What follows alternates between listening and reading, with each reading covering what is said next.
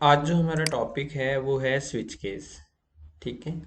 तो switch case जो है वो क्या है कि सबसे पहले जो फर्स्ट जो हमारा पॉइंट है वो ये है कि ये जो है एक केस कंट्रोल इंस्ट्रक्शन है। बेसिकली प्रोग्रामिंग के अंदर इंस्ट्रक्शंस जो हैं वो सबसे पहले हमने सीखी सीक्वेंस कंट्रोल। जो स्टार्टिंग के प्रोग्राम थे हमारे डे वन या डे टू के प्रोग्राम्स थे वो सीक्वेंस कंट्रोल थे कि हम टॉप टू बॉटम जो है कुछ इंस्ट्रक्शंस लिख रहे हैं और जब उनको एग्जीक्यूट करेंगे तो वो कोई ना कोई प्रॉब्लम को सॉल्व कर रही है। फिर जो दूसरा जो हमने सीखा प्रॉब्लम सॉल्विंग अप्रोच के अंदर वो सीखा डिसीजन कंट्रोल। डिसीजन में हमने इफ एल्स सीखे कि कभी कभी सारे काम सीक्वेंस में भी नहीं होते, हमें बहुत बार जो है कुछ डिसीजंस लेने पड़ते हैं किसी सिचुएशन के अनुसार। तो वो जो है वो क्या था, डिसीजन कंट्रोल इंस्ट्रक्शन थी जिन्हें हम इफ एल्स में हमने किया। तीसरा था लूप कंट्रोल इंस्ट्रक्शन थी। लूप, तो लूप में क्या था कि किसी काम को अगर हम बार बार करना चाहते हैं तो वो लूप कंट्रोल इंस्ट्रक्शन से हमने वो काम करके देखे या प्रॉब्लम्स को सॉल्व करके देखा, हम कह सकते हैं। और लूप में हम दो तरह की सिचुएशंस को हमने टैकल किया या उनको लूप को डिजाइन किया, एक नॉन सिचुएशन और एक अननोन सिचुएशन। नॉन सिचुएशन में क्या होता है कि किसी काम को हमने बार बार करना है और हमें पहले से पता हो कि वो कितनी बार करना है, तो वो हमारा नॉन लूप कहलाता है जिसमें फोर लूप आता है।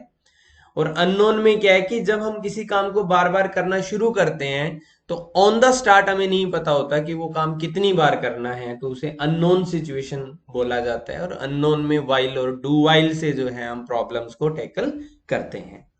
एग्जाम्पल था हमारा नॉन में कि मान लीजिए ग्राउंड पर हमने दौड़ना है, दौड़ लगानी है, ग्राउंड है, एक सर्कल है और उस पे 3 चक्कर लगाने हैं, तो हमें पहले से पता है कि ये एक नॉन सिचुएशन है कि 3 बार दौड़ना है फिर रुक जाना है। और दूसरी सिचुएशन उसमें क्या थी कि जब तक थक नहीं जाते तब तक दौड़ना है। अब थकने का कोई जो है वो मेजरमेंट नहीं है, हो सकता है 1 राउंड लगा पाओ, 2 लगा पाओ। तो ऐसी सिचुएशंस को हम जो है वाइल और डू वाइल से टैकल करते हैं। अब लूप के बाद में जो नेक्स्ट जो है आज हम स्विच केस सीख रहे हैं और स्विच केस की जो पहली लाइन है वो यही थी कि स्विच केस जो है वो केस कंट्रोल इंस्ट्रक्शन है। ये जो है इफ एल्स का ऑल्टरनेट है, यानी जो काम हम इफ एल्स से कर सकते हैं वो हम स्विच केस से भी कर सकते हैं। बट जो स्विच केस है इसकी एक लिमिटेशन है या सिर्फ ये इसकी एक ही फीचर है कि ये इफ एल्स का वही अल्टरनेट हो सकता है जहां पर इक्वेलिटी चेक करनी हो हमें। इक्वेलिटी का मतलब है कि बराबर देखना है कि ये इसके बराबर है या नहीं है, तब हम वहां पे इफ एल्स की बजाय स्विच केस यूज करें तो ज्यादा बेटर है। काम आपका इफ एल से भी हो जाएगा और जिंदगी में अगर स्विच केस सीखोगे नहीं तो भी आप काम इफ एल से कर लोगे। बट स्विच केस जो है आपकी एग्जीक्यूशन को फास्ट बनाता है। Good morning. तो स्विच केस जो है वो क्या करता है, आपके इंस्ट्रक्शन को क्या करता है, फास्ट बनाता है, एग्जीक्यूशन को फास्ट बनाता है। तो हाँ, तो अब है कि अगर हमने स्विच केस को यूज करना है तो सबसे पहले हम स्विच केस का सिंटेक्स देखेंगे कि हम लिखेंगे स्विच। स्विच एक कीवर्ड है और स्विच के पैरेंथेसिस में आप एक चॉइस डालोगे कि आपने किसे स्विच करना है। चॉइस आप इसके पैरेंथेसिस में डालेंगे। चॉइस डालने के बाद इसकी ब्रेसेस शुरू होगी, जैसे फॉर की भी शुरू हुई, इफ एल्स की भी थी, और ब्रेसेस क्लोज करेंगे। और ब्रेसेस के अंदर यानी ये स्विच केस की बॉडी है, बॉडी के अंदर हम केस जो है वो क्रिएट करेंगे। इस स्विच के बाद हम क्या क्रिएट करेंगे, केसेस क्रिएट करेंगे। तो केस में जो पहला केस है, केस लिखेंगे और उसके आगे लिखेंगे कांस्टेंट वैल्यू और फिर सेमीकोलन, ये कॉलन लगा देंगे, सॉरी। तो केस, कांस्टेंट और कॉलन, ये जो कांस्टेंट वैल्यूज हैं, यानी एक केस के अंदर जो कांस्टेंट वैल्यू है, या तो ये इंटीजर कांस्टेंट हो सकता है या फिर करेक्टर कांस्टेंट हो सकता है, फ्लोट अलाउड नहीं है यहाँ पर। ये आपका पहला जो है रूल है जो आपने ध्यान रखना है कि जो स्विच केस है वो फ्लोट पर वर्क नहीं करता। फिर आप अपनी स्टेटमेंट्स डालेंगे, ये जो डॉटेड है इन स्टेटमेंट है, और फिर हमने लिखा ब्रेक स्टेटमेंट। तो जब तक दूसरा केस शुरू नहीं हो जाता, अब देखो केसेस के अंदर ऐसे ब्रेसेस नहीं है कि आप ब्रेसेस शुरू करें और ब्रेसेस क्लोज करें, यानी केसेस का ब्लॉक नहीं है, जैसे कोड ब्लॉक, जैसे ब्लॉक ऑफ कोड, या आप ये कह लो बॉडी, ऐसे नहीं है कि जब तक नया केस नहीं शुरू होता तब तक जो लिखी हुई इंस्ट्रक्शंस हैं उससे पहले वाली वो ऊपर वाले केस के अंडर ही कंसीडर की जाएंगी, मानी जाएंगी। ब्रेक स्टेटमेंट जो है वो ऑप्शनल है। ब्रेक स्टेटमेंट क्या है? ऑप्शनल है। अगर आप किसी केस में ब्रेक नहीं लगाते हैं या ब्रेक लगाना भूल जाते हैं तो उसका इमीडिएट जो उसका नीचे वाला केस है वो भी काम करेगा। तो कभी कभी ब्रेक लगाकर हम फायदा उठाते हैं, कभी कभी ब्रेक न लगाने से भी हम फायदा उठाते हैं। ये हमारे माइंड की गेम है। हम जब सोचते हैं तब देखते हैं कि यहाँ पे ब्रेक नहीं लगाएंगे तो भी हमें कुछ फायदा मिल रहा है। तो ब्रेक इसलिए ऑप्शनल है। तो case constant, then statements, then फिर ब्रेक, और ये वाला जो काम है ये चलता रहेगा, यानी केसेस जितने बनाने आप बना सकते हैं। उसके बाद में जो लास्ट में आएगा डिफॉल्ट, ये इफ एल्स में एल्स की तरह काम करता है कि जब कोई भी केस ट्रू नहीं है तब आपका डिफॉल्ट वर्क करेगा, कि ये वाला वर्क करेगा। तो पॉइंट्स टू बी रिमेंबर, यानी ये केस के स्विच केस के अंदर जो है ये 7 पॉइंट्स हैं जो आपको ध्यान में रखने की। Constant value can be integer और करेक्टर, फ्लोट अलाउड नहीं है। Case can not be duplicate, यानी केस जो है वो कभी भी डुप्लीकेट नहीं हो सकता, ये है। तीसरा है ब्रेक स्टेटमेंट जो है वो ऑप्शनल है, और अगर ब्रेक स्टेटमेंट को भूल जाओगे तो उससे नेक्स्ट केस जो है वो एग्जीक्यूट होगा।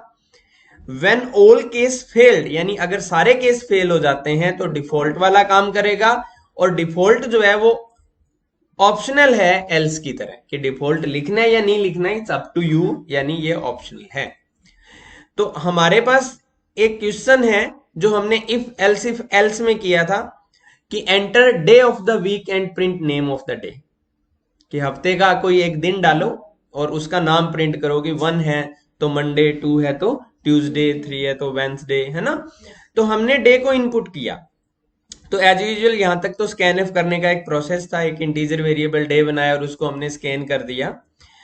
अब है कि अगर हम स्विच करते हैं यहां पर डे को, ठीक है, तो डे को हमने स्विच किया तो हमारी चॉइस जो है वो क्या है? डे है। यहाँ पे हमने कहा था ना स्विच चॉइस, तो यहाँ पे चॉइस क्या है? डे। हमने डे को देखना है तो हमारी चॉइस क्या होगी? डे हमारी चॉइस बन गई। अब क्या है? केस 1 प्रिंट एफ मंडे और ब्रेक कर दिया। केस 2 प्रिंट एफ ट्यूसडे और ब्रेक कर दिया। Case 3 print F Wednesday, 4 Thursday, Friday, Saturday और संडे, और डिफॉल्ट में हमने यहां पे डाल दिया इनवैलिड इनपुट, यानी डे जो है शुड बी 1 to 7, कि ये जो डे है वो आपका 1 से लेके क्या होना चाहिए? 7 तक होना चाहिए। और फिर हमने इसे क्लोज कर दिया। अब हम इसे सेव करते हैं और रन करते हैं। तो enter day of the week हमने 6 डाला सपोज, और एंटर करेंगे तो सैटरडे आ गया। इसी तरह से अगर हम ऑल्ट आर करके एक बार रन और करते हैं और 9 डालते हैं और एंटर करते हैं, तो ये कह रहा है इनवैलिड इनपुट, डे जो है शुड बी 1 to 7, कि डे जो है वो आपका 1 से 7 के बीच में होना चाहिए। तो ये हमारा स्विच केस जो है वो था। आपने जो है वो 2 काम करने हैं। एंटर अ डिजिट, यानी एक पहला असाइनमेंट आपका ये है कि आपने एक डिजिट एंटर करना है और इसे वर्ड में प्रिंट करना है, कि जैसे 0 है तो ZERO, 1 है तो ONE, 2 है तो TW। सेकंड है कि आपने करेक्टर इनपुट करना है और ये बताना है कि करेक्टर कॉन्सोनेंट है या वोवल है। आपने करेक्टर इनपुट करना है और ये बताना है कि ये आपका जो करेक्टर है ये कॉन्सोनेंट है या फिर क्या है? वोवल है। तो अब वोवल्स कौन से होते हैं? A E I O U, तो ये आपने बताना है। तो शायद ये मेरा वोवेल वाला शायद पड़ा हो।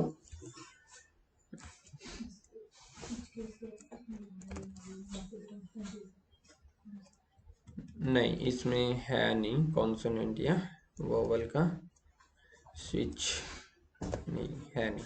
कोई नहीं, आप पहले बनाना इसको, इस असाइनमेंट को, और फिर मैं आपको बताऊंगा कि इसमें जो है हम क्या और उसमें इम्प्रूवाइज कैसे कर सकते हैं उस प्रोग्राम को। एक छोटा सा हम इसको जो है वो सीखेंगे। तो आपके पास पहले दो असाइनमेंट है, एक डिजिट को वर्ड में प्रिंट करना है और एक करेक्टर इनपुट करना है और ये बताना है कि कॉन्सोनेंट या है या वो वोवल है। और करेक्टर के लिए आप हमेशा जो है करेक्टर को किस में रिप्रेजेंट करते हैं, सिंगल कोट्स में रिप्रेजेंट करते हैं।